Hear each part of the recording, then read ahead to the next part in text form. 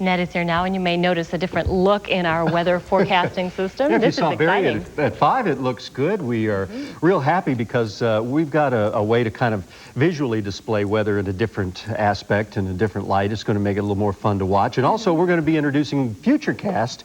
Futurecast you all have heard or seen on our station for the last couple of weeks. And you know, since the 1970s and 80s, computer technology is really an important tool in forecasting. A lot of people might not realize that, but Futurecast takes computer technology, what we use to make the forecast, and allows us now to visually display what the computers tell us. So you at home can see what the computers in our own computer model called Futurecast is going to show you out over 24, 48, up to 60 hours out. So it's going to be fun, and we'll take a look at that coming up in just a moment. First of all, it's tonight's weather school question for you, and it has to do with weather maps. How ironic, because we're going to see some changing weather maps coming up in just a minute.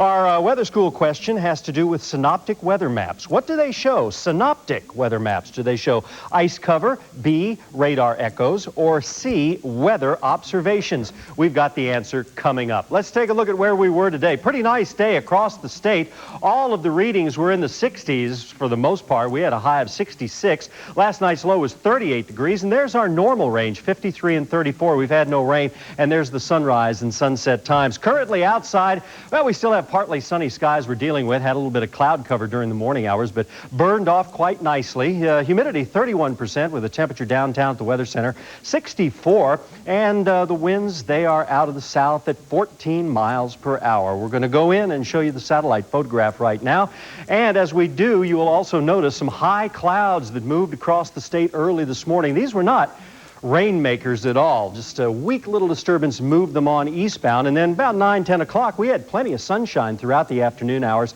and that really helped to pick us up. What we're looking at is an area of low pressure and a frontal system developing here, and you can see a little bit of rainfall occurring out through Kansas and the eastern sections of the Colorado Plains and all the way up into sections of Nebraska as well. This frontal boundary is going to be moving toward Arkansas later on tonight, and by tomorrow, we're going to see our chances of rain increasing. Temperatures around the region at this hour: 64 downtown at the Weather Center, Oklahoma City 65, Dallas, Fort Worth area 68 degrees, 60 at Memphis, St. Louis 63. All the readings are pretty mild until you move up into Nebraska and all the way into Denver, and that is temperatures behind that frontal boundary that we just showed you. Now into the state we go, and we'll show you that all the readings are pretty comfortable. They're color-coded now, and remember, the readings that are in the 50s are going to be in blue colors, and in the 60s they're going to be in greens, and then they'll work up into the 70s in the yellow. You'll get the picture and get the idea as we progress. But these are the readings around the state at this hour. We'd also like to welcome Russellville to the map.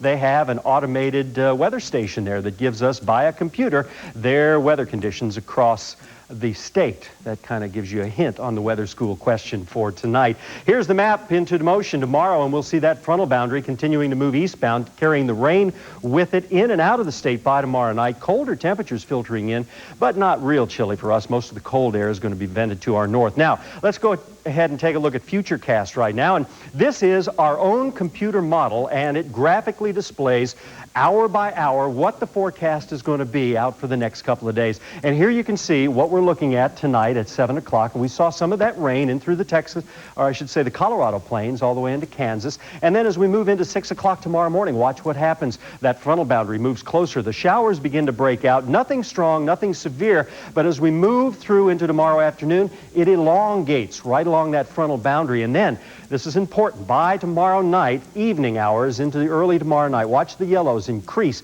Louisiana, southeastern Arkansas, maybe a few thunder showers as well around our region.